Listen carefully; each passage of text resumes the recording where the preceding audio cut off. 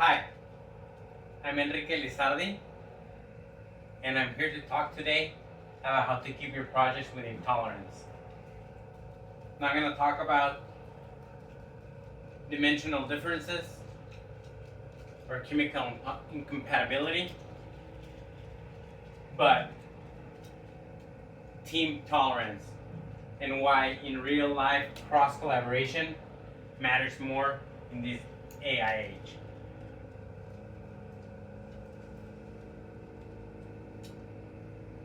I'm from Tucson, Arizona,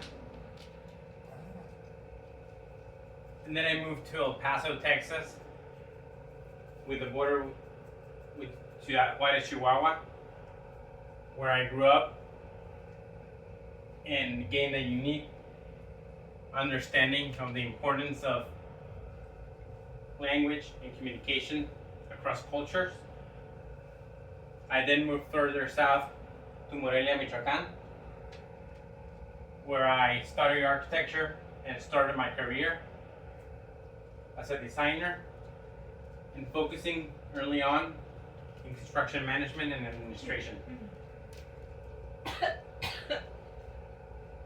which led me with a group of friends to design, fabricate, and build hardwood range screens in the high mountains of Michoacan, which opened my eyes to the world of building and enclosure.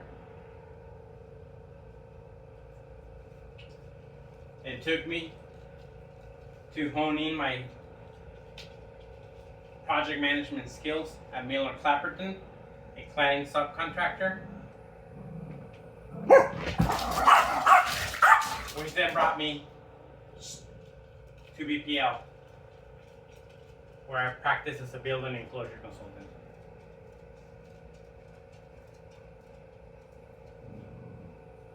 Why are we here today?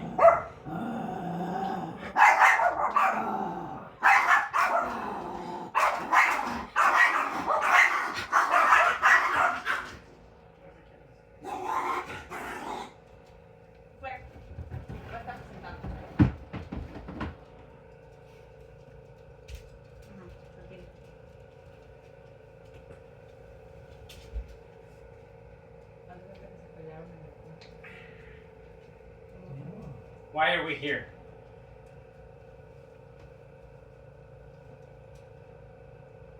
This matters to me because I've struggled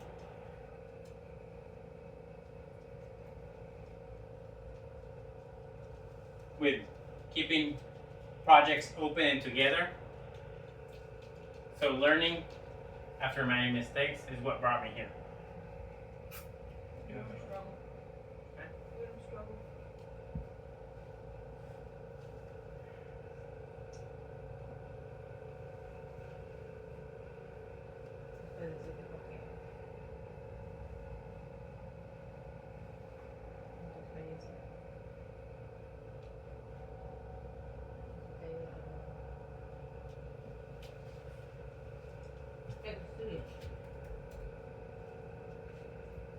Hi, I'm Enrique Lizardi.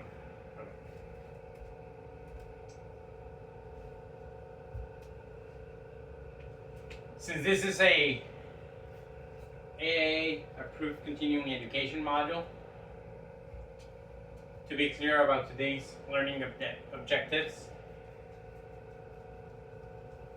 to clarify what today's learning objectives are, is that we'll learn how to leverage our differences to improve project communication and insight. We'll learn how to proactively identify scope gaps and blind spots. We'll analyze how teamwork contributes to successful projects in the context of increasing AI integration. And we'll learn to apply collaborative strategies to iron out details before and after failure.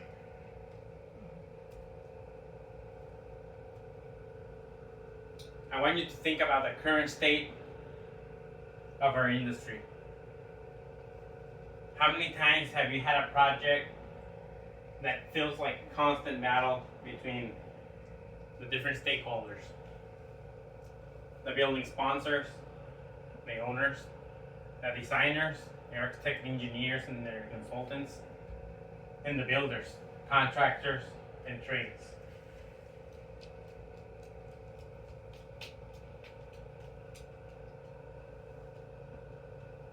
So with that in mind, I want you to understand that today's roadmap is about breaking the barrier and the constant fight to focus on teamwork and communication, because intolerance,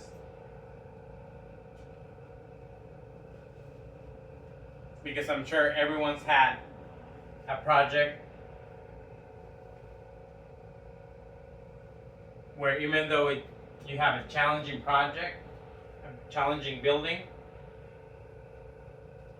the team around you encourage you to reach the finish line.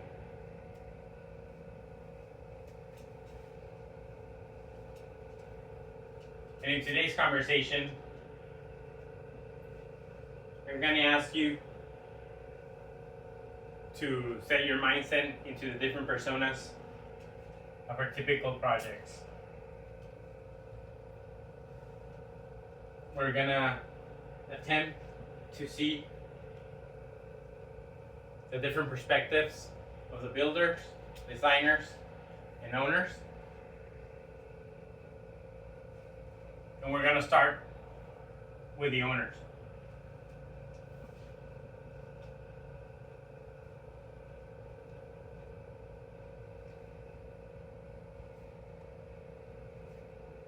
You are about to make a big investment. You want to design and build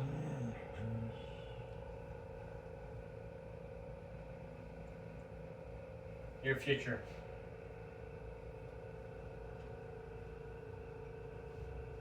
And to have more clear expectations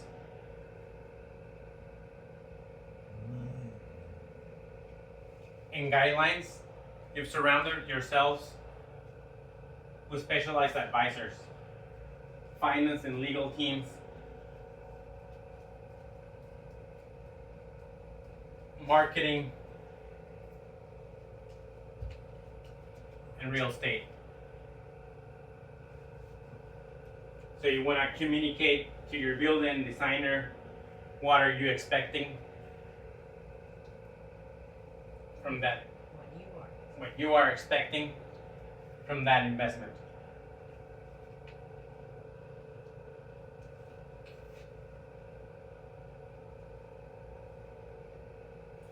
So with this growing group, with particular interests and unique expertise, creates more interfaces between disciplines, work, interfaces, and dependencies across different scope of work, while at the same time compressing schedule and leaving less margin of error for error.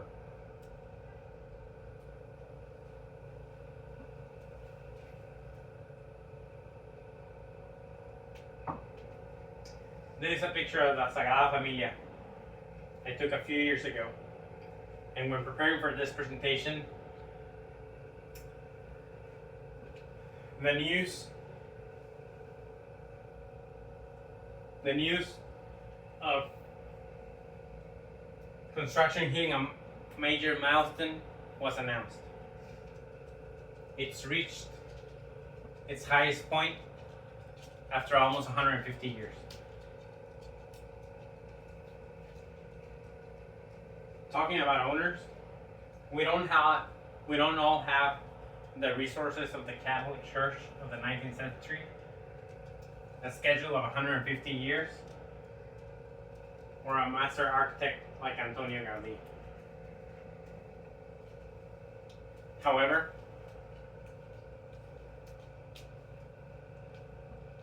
across time, expectations of our buildings are designed, regulated, built, and behave after time have not diminished.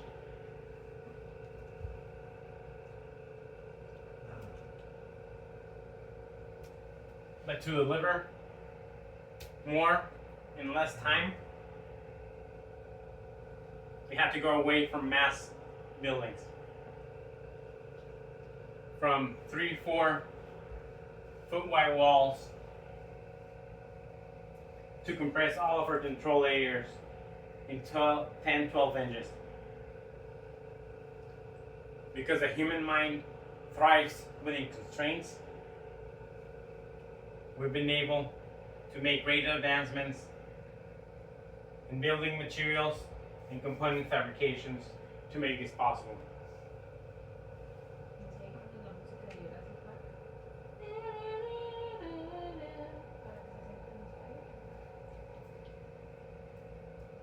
And just like the Sagrada Familia, beautiful architecture masterpieces are still possible.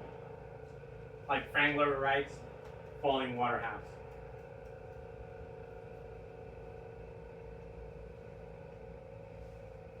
Although a few years old now, it's still as contemporary as when it was designed, almost 80 years ago. However, it is well known that this house did not come without issues. It is not only because we adopted new construction methods and unknown building materials, but I know there's something to be learned from how architecture and construction used to be practiced back then.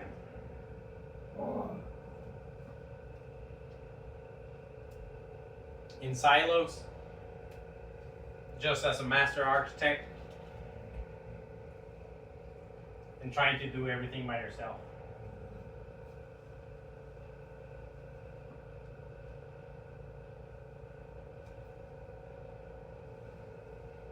Now we understand that to have appropriate oversight of all those different control layers and disjointed assemblies, we require, just like the owner, specialists on each field. Just like Andrew De Paola. Anyone knows who he is? Minnesota long snapper. A particular position in the special team side of the court, who comes in the place of the center when the game is on the line, when there are high stakes, and have to spike the ball a few yards further in the split of a second before the defensive lineman come crash and cover the kicker before he can get rid of it. And just like we saw in the Super Bowl, special teams can make or break your game.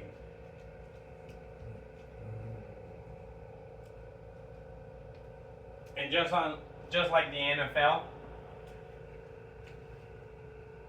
our designers or builders work under constant chaos.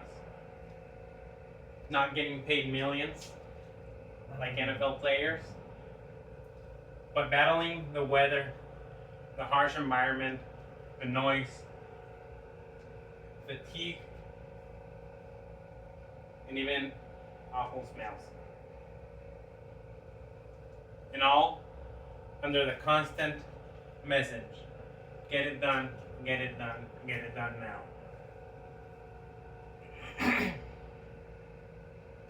being in a rush and focused on one goal only, your specialty, is a perfect breeding ground for tunnel vision. Tunnel vision that creates silos in communication, silos in knowledge, silos in responsibilities.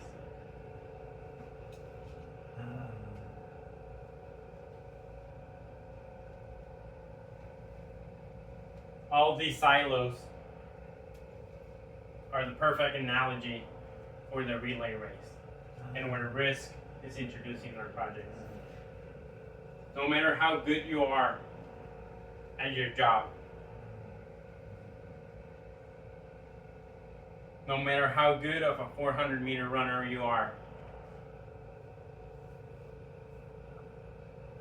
when you pass on the baton, that handoff, that split second is where the bigger risk of the race appears.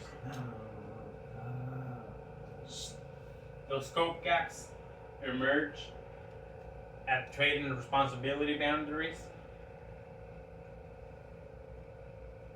At those transitions between scopes, the roof to wall, the window to jam.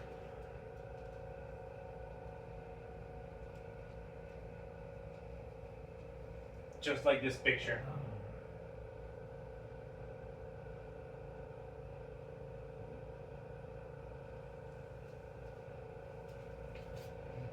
Here, we dropped the baton. We thought the other one had caught it. We flagged it, but didn't see it through. We lost sight of the end of the race.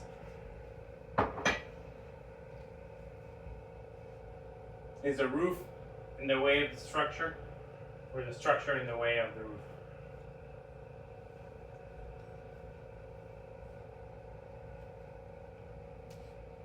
Work had stopped. Solutions have to be thought of.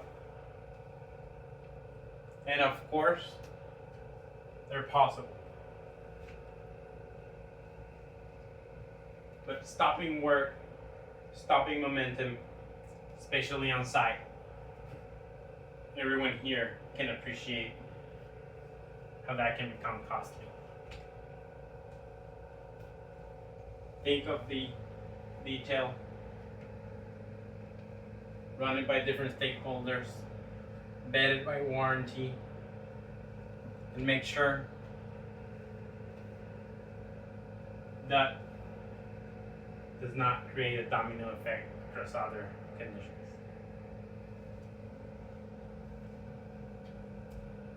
So with that learning experience, we're gonna get into the meat of the presentation, which today we're gonna walk it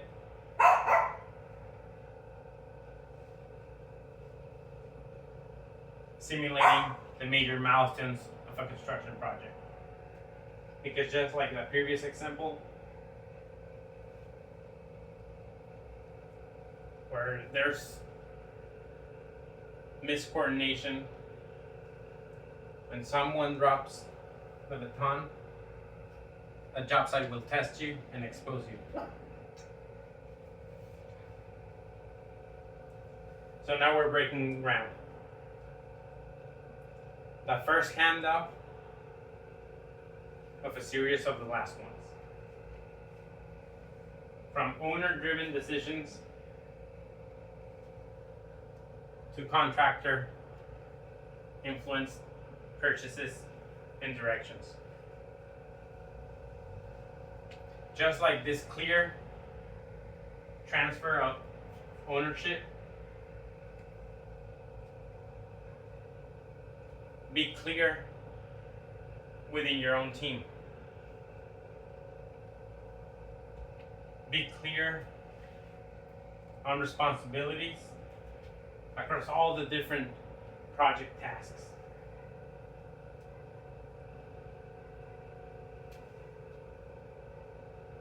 Align the language and make sure everyone's on the same page about calling things the way they are and with the same message across from different stakeholders. Call the air barrier the air barrier. The water resistant barrier, the water resistant barrier. ¿Qué es eso de Eso, align everyone. Make sure you're all working, we're all on the same page, working off of the same version of documents. And the last tip on this slide, since no one's perfect at the same time, mock it up. Do a trial run. Doesn't have to be something grandiose, expensive, or huge. But you can sketch it, you can practice it on your shop, or you can do a first install, an in situ mock-up. Possibilities abound, and it's not a one-size-fits-all.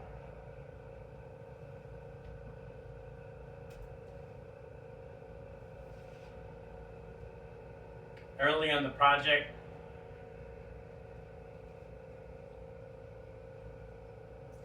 the design architect is about to be done with its responsibilities. Soon to turn it over to the project architect in charge of construction administration. So he goes on site after breaking ground, a week after breaking ground, to meet the PM.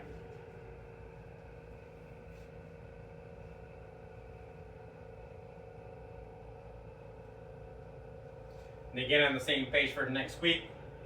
We're gonna review this and that and get to town. The next week comes, the designer comes with a project architect, tries to meet the PM, only to find a new PE. Okay? Typical scenario.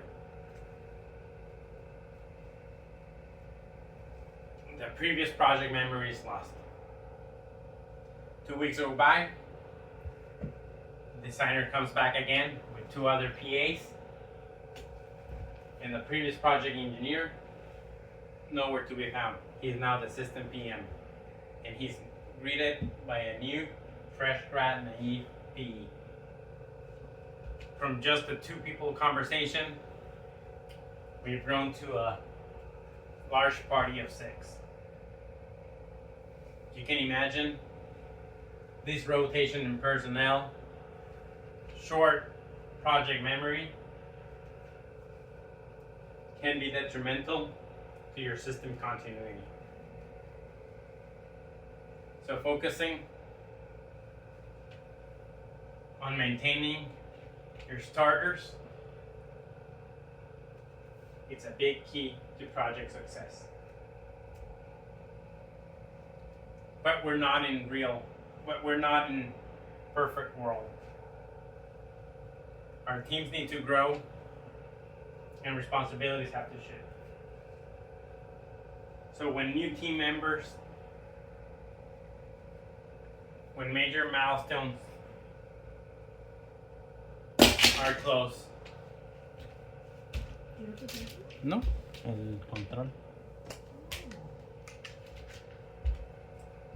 And when we need to make sure we're aligned, meet.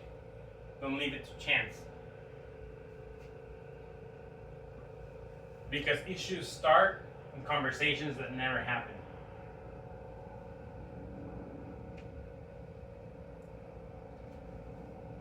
So create a time and space to have those conversations.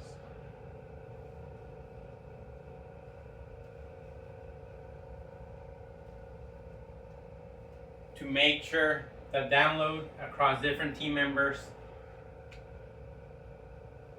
and new roles are understood.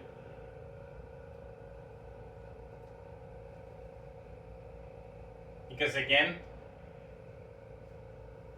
having a clear chain of command is the base to support system continuity. And why do I harp on meetings? Why do I insist on meeting, on face-to-face? Because studies prove that it's 34 times more effective face-to-face conversation than email to make sure action is taken.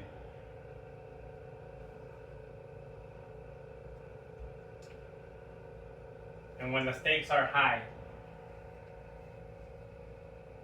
when the stakes are high, when the stakes are high, speed to understanding mean fewer scope gaps.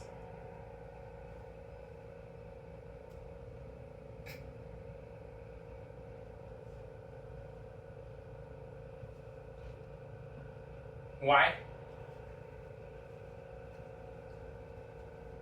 Because having a natural face-to-face conversation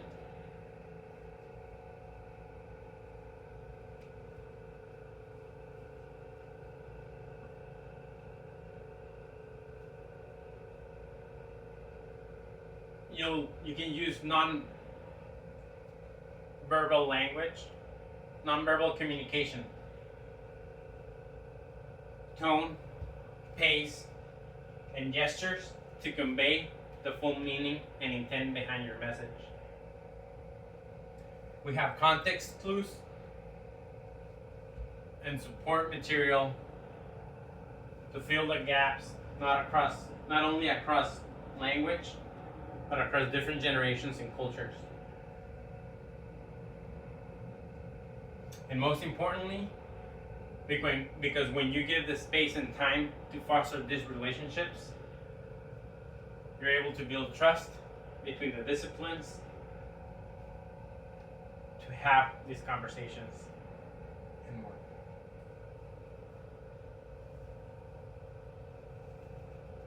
And more importantly, when you're having that face-to-face conversation, when you know the other needs to have your back,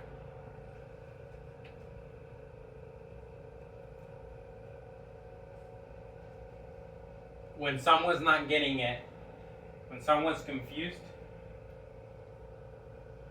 we can tell. And we should tell. Clarify it in the moment. When you see doubt, explain again. Make sure your message lands. Because reducing ambiguity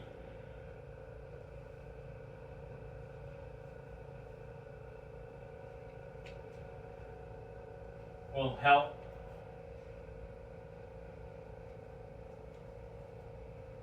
understanding better how the work should be getting done.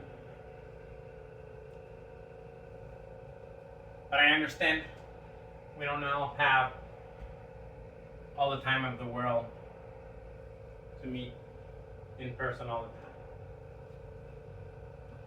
So we have to be wise about our time and use the tools that we have at our disposal.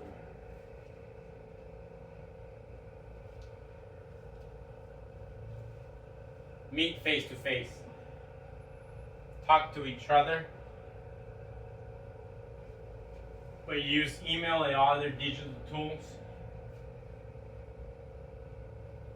to increase record keeping, to increase project communication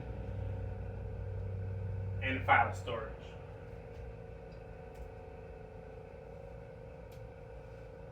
Now we're drawing in. We're on our second milestone. Everyone's rushing. Handoffs multiply. trying to set loose everyone.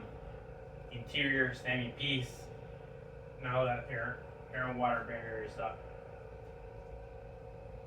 We're fighting against weather.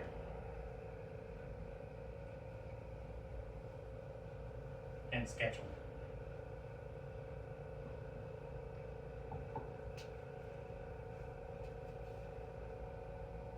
So it's prudent that at this stage you check for that alignment that was set on initially.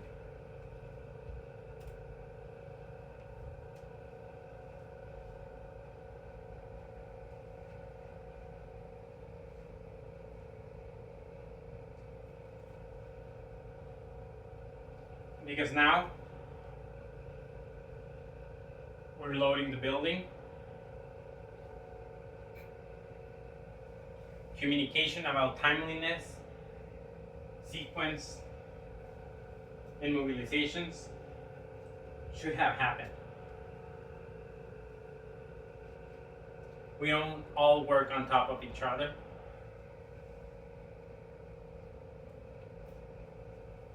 It too much separation between each other exposes us to weaknesses against nature.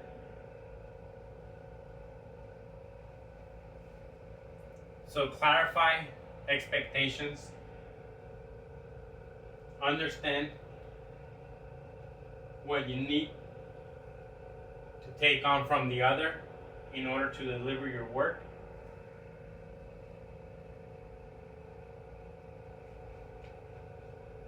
So that your trades are on site with intention to avoid lost time standing around figuring it out,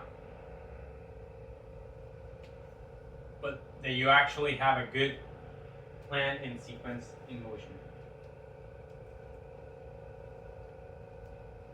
Because when everyone's rushing and one's on top of the other,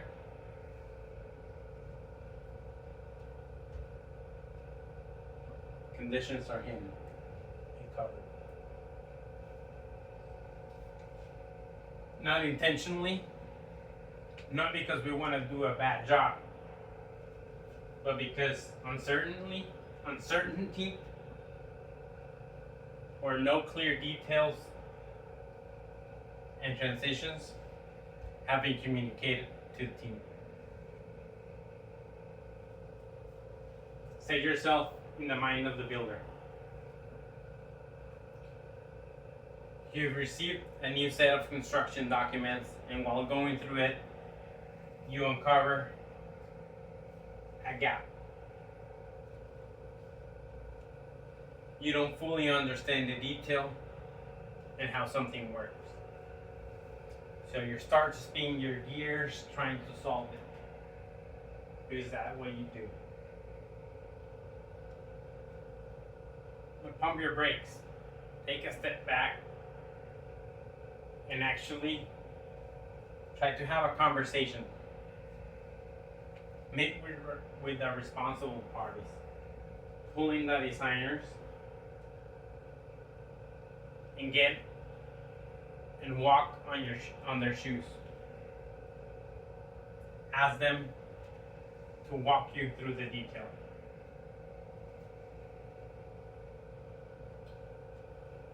You're on site. You figure it out. So don't leave it to each interpretation. Quick back of the napkin sketch. And now we have digital tools to capture fast. Make sure everyone's on the same page. Confirm it. Get buy-in and continue. And by listening to everyone, having a documented solution, and giving clear direction is how field level ambiguity is prevented.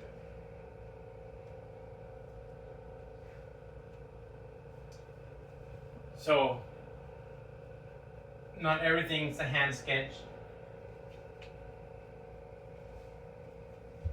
Not everything's a face-to-face conversation.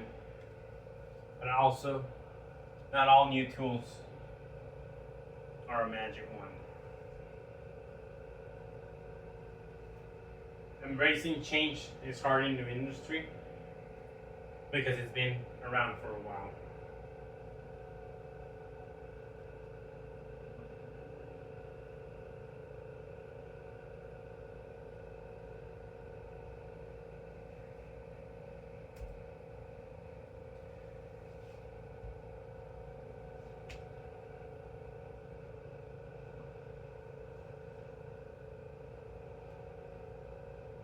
So we understand the importance of leveraging the appropriate technology when suitable.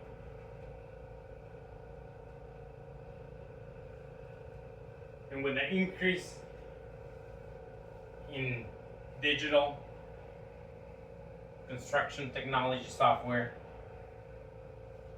and AI tools in our industry,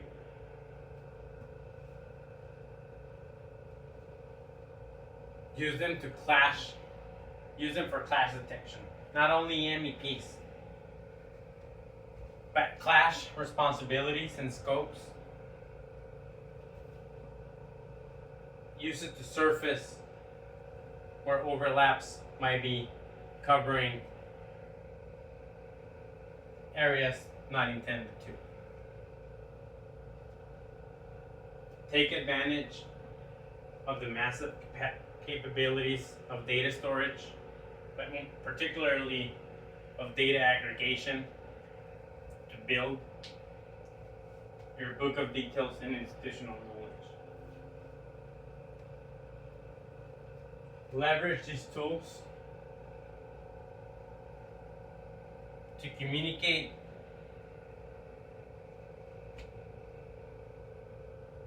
to all responsible parties. No more sending a fax and a letter or an email trying to make sure you copied everyone. Use targeted communication tools and workflows so that it's clear on whose court the ball is in.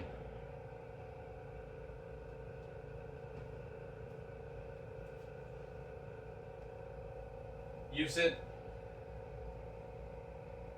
to capture all those small decisions that have been made across the project. Why was there a deviation from the specs, from the drawings?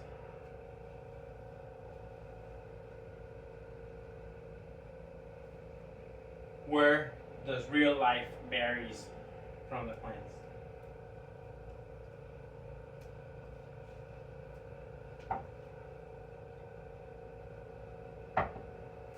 And just like any other tool, you have to have proper tool etiquette. Who here hasn't spent 20-30 minutes trying to untangle an extension cord after you irresponsibly didn't wrap it up correctly 2 days before because you were tired, sunburned, and hungry? Y voy a poner una foto de las herramientas de mis compañeros muy amables. Just like that,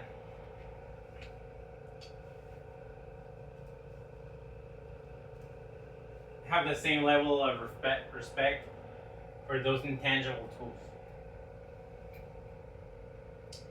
Use it appropriately by having it as a single source of truth where everyone can reach in and see the current and clear set of documents that we're working on.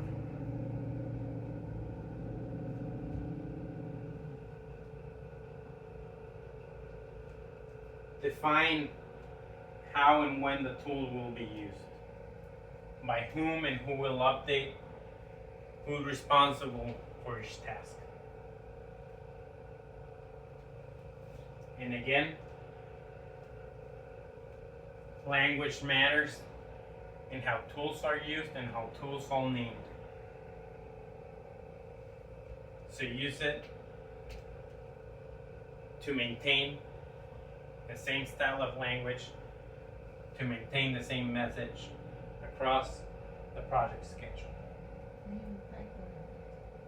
See, is it outdated runs? But we're past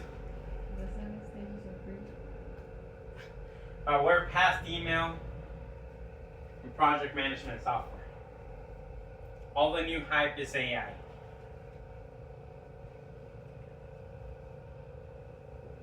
And again, just like with any new tool, we're reluctant to accept it.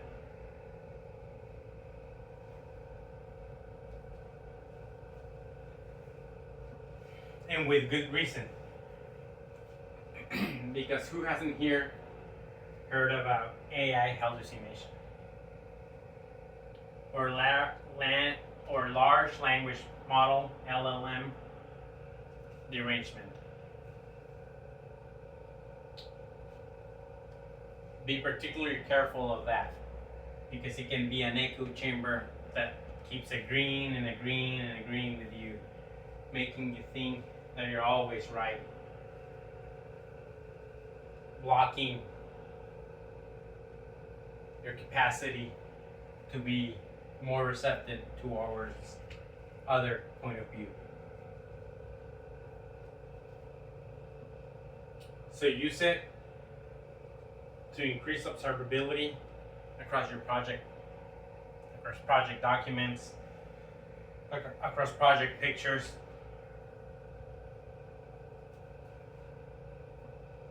Use it to create automations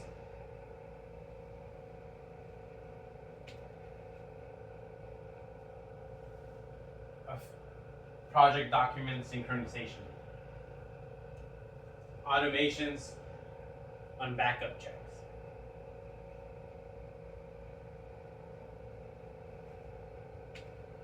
Use it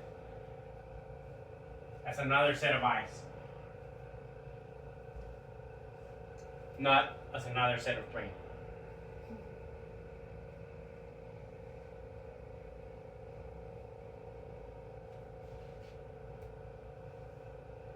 Because whenever the chatbot is wrong, what do you hear? Oh, you have to prompt it better. Oh, you have to talk to it like it's a normal human being. So it's evident that even with robots, communication is key. Clear direction is paramount. So if we're taking the care with the chatbot to speak clear, why not have it with one another? When there's a blind spot, when there's a scope gap, hash it out quickly. Set aside a few minutes of the OAC.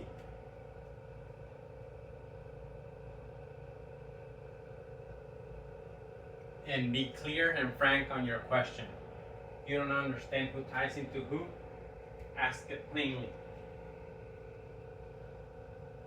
Roof to wall, how does it get tied in? As mentioned, overlaps between responsibilities should be discussed before everyone's ready to put their work on. Take a moment during your planning stage and surface those boundaries between responsibilities. Because who here hasn't had that 5-minute conversation that saved 5 weeks of rework?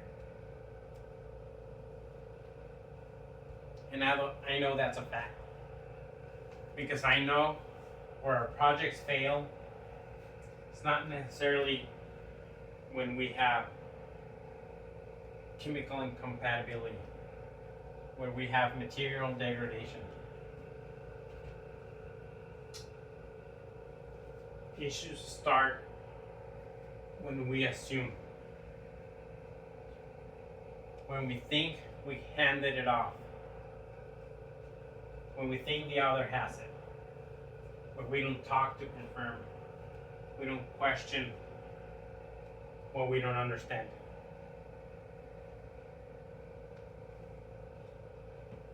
Continuity breaks when we don't tolerate each other to open up. When we don't tolerate less than your best effort. Continuity breaks when we get on the way.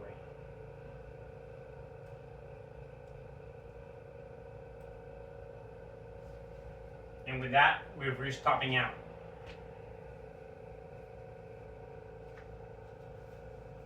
Set yourself again in the shoes of the builder.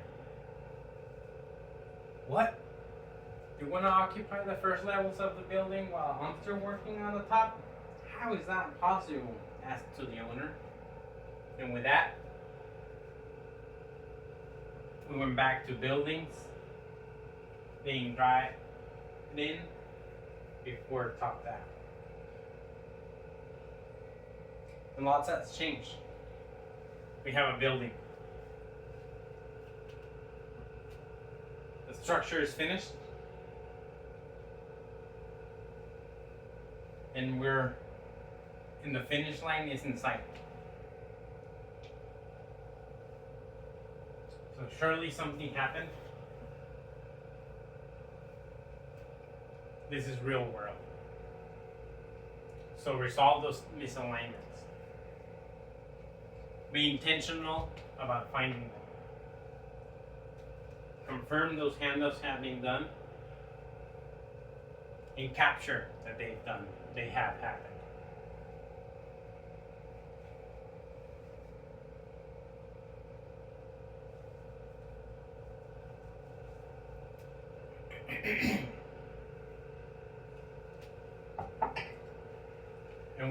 And when doubts arise, when a detail is not unclear, when a detail is unclear, take a time to iron it out.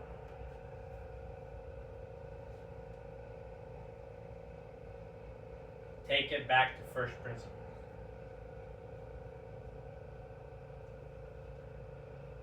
Sequence it well.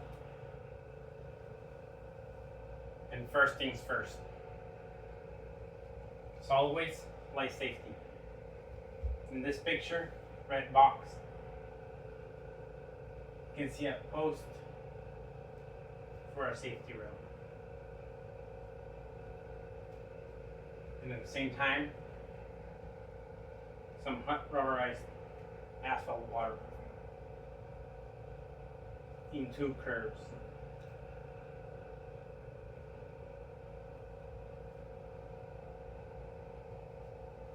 Life safety first, but we'll worry about waterproofing later.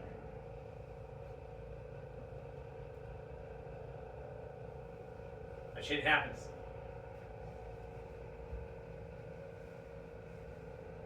Got a notice after 8 months after being completed, water intrusion was going on. Attempts had been made, but no clear resolution had been achieved.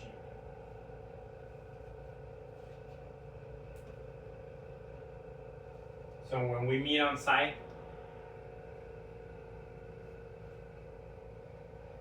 tensions are high. Before jumping to conclusions, took a step back.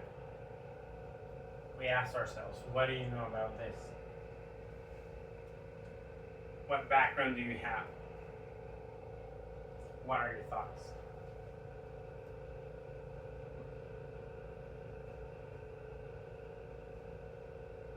The answer of many was Let me pulling the full team that was around this. The common thread was always to look for your buddy, to get clear context of what happened.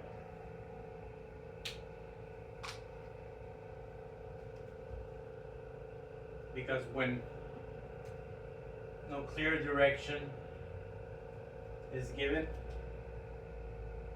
you must realign those expectations.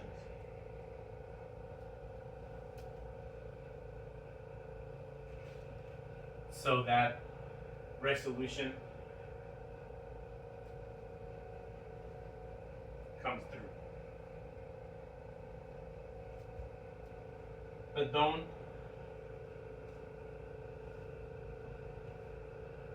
just brush it off and keep going. Actually, learn from it. Again, capture it. Use those new tools to put it in your library. Index it and make it searchable, because this will come up again.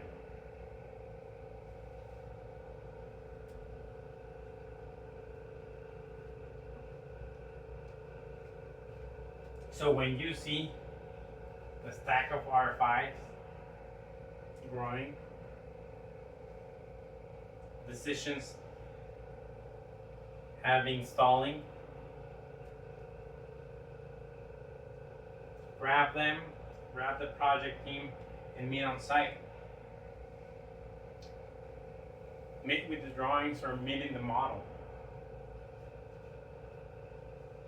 And spot real constraints together. What's in your way? What do you need?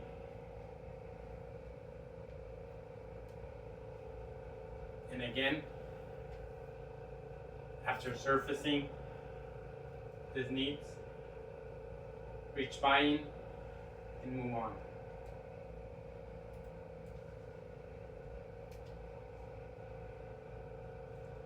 Because where tech will fall short is when we don't take the time. When direction is not clear, and we fall back into our old habits. When we assume, or when politics take over the project. Tech will not save us from a broken culture. Because tools don't align teams, but habits and culture is what keeps team tolerant toward one another.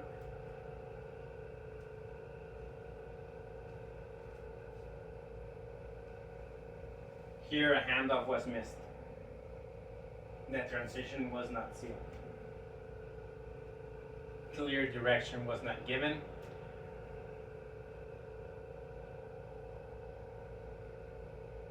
And the time to understand the expectations was not taken. So stop, sketch it, and get clear direction, which is nothing more than clear communication of what's expected, of how the work flows, and how that handoff is completed. This detail would have been greater and more helpful ahead of time. However, although digital tools are touted to greatly improve efficiency, the fact is that physical capacity, the physical output, does not come directly through it. It's a tool, but it still needs a brain.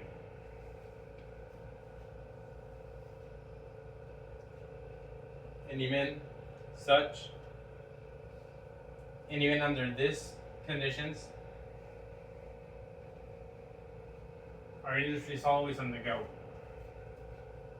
Each worker is always doing 20-50% more than capacity. And this labor shortage and overworked team members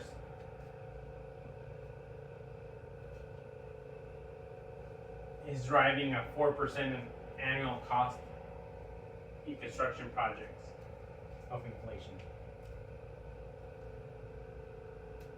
Because it's no secret that our workforce is in decline. Just this year alone, we needed 350,000 new workers to meet demand, per the Associated Building and Contractors of America. Next year, we need 105,000 more. The demand is certainly not expected to decrease at any significant rate anytime soon.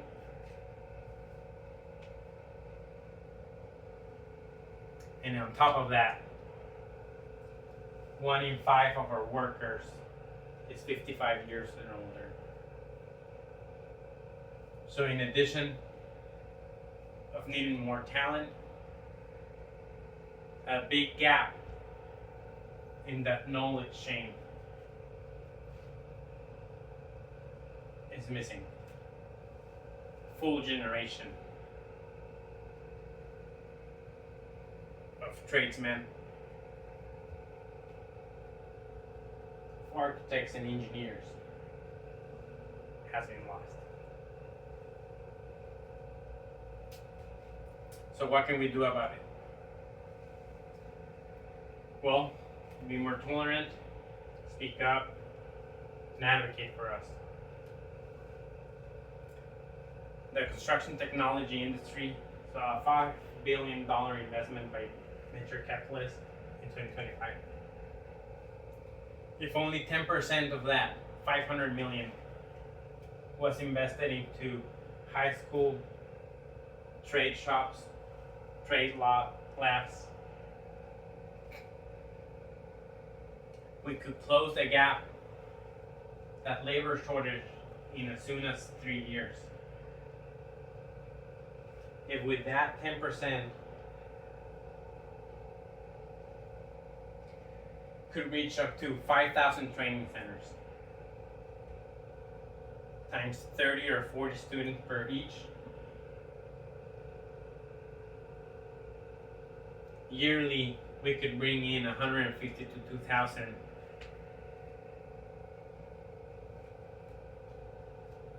new members of this industry.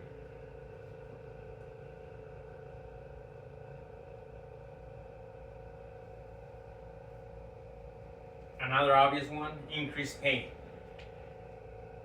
Today, a fresh grad in AI can easily bank over 6 figures. When a master plumber might take him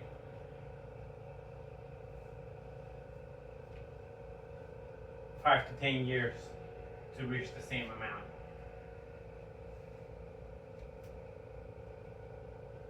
But most importantly, I truly believe that our trades need more understanding, need more safety, more benefits. Both things that have been increased in the last few years. Our job sites are not the same dangerous place as 100 years ago. But the stigma must be removed.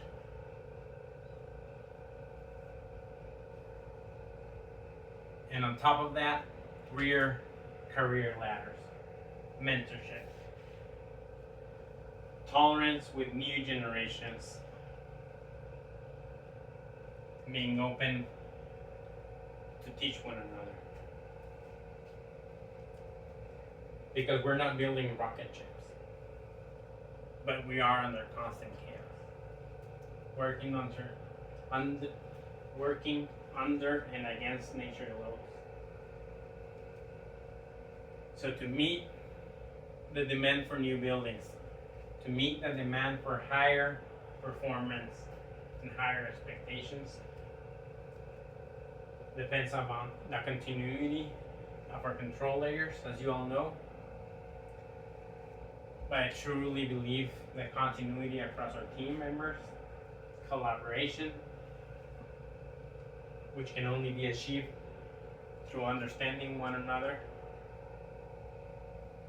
through removing your ego to ask the important questions. So to wrap it up, what I know, what I've experienced that actually works to have successful projects is to define clear expectations. To define it not only once, but to maintain the message. Communicate it once,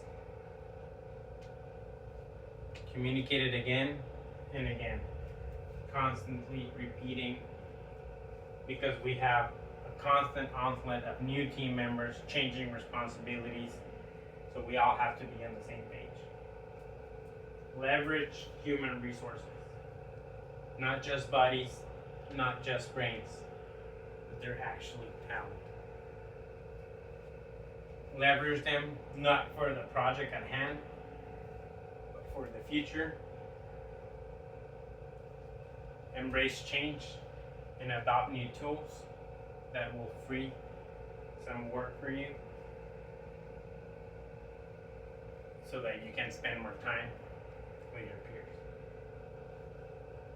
Any questions?